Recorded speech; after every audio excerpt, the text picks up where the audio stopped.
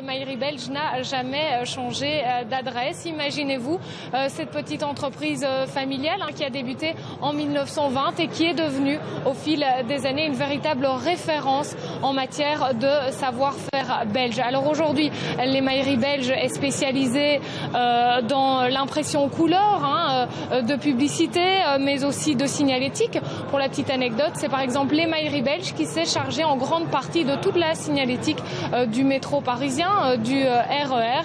Elle est spécialisée également dans la reproduction d'art et de planches de BD. Alors cette affaire, ce qui est un petit peu particulier, c'est qu'elle n'a jamais été transmise de génération en génération, mais c'est chaque fois des particuliers qui l'ont repris. À mes côtés, Benoît Didewal, administrateur délégué. Vous gérez l'Emaillerie belge depuis 1992. Quel est le secret de la longévité ?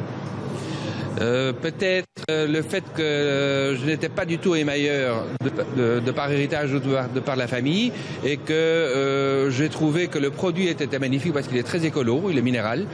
C'est du verre en fait, c'est du verre qui est mis sur de l'acier et cuit, fusionné non pas par amour mais par haute température à 820 degrés, et que il permettait de faire de la communication.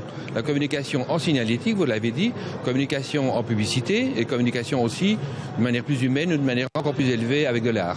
Alors entre les deux guerres, il y avait environ une trentaine d'émailleries en Belgique. Pourquoi elles ont toutes disparu? Pourquoi celle-ci a perduré? C'est ce que... Il n'y a pas d'explication scientifique parce qu'il n'y a pas d'enquête qui a été menée, donc je ne peux donner qu'une inspiration qui est purement personnelle, mais je pense que c'est effectivement, comme vous l'avez dit, le fait que cette émaillerie n'est pas transgénérationnelle et que donc on n'a pas obligé, je dirais, les fils ou la fille qui reprend les affaires du père, voire même du grand-père, à rester dans la lignée. Et donc l'émaillerie belge, contrairement aux autres, a à la fois une excellente qualité, qui a toujours été le cas, et ensuite elle a osé chercher des nouveaux marchés ou susciter des nouveaux marchés dans lesquels maintenant elle est connue.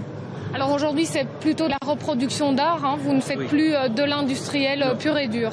Non, à l'époque, dans les années 60, je pense que l'entreprise, j'étais pas là, mais à l'époque, il devait y avoir pas loin de 140 personnes, c'est quand même énorme, ici, sur notre site ici, alors qu'aujourd'hui, moi inclus, quand tout le monde est là, on est 10 personnes.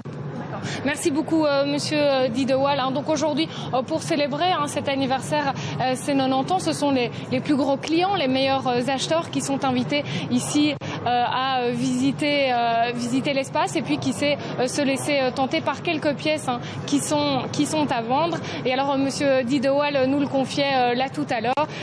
Ce qu'on peut souhaiter, c'est le meilleur évidemment pour cette entreprise et puis qui sait un éventuel repreneur, une personne qui serait peut-être intéressée.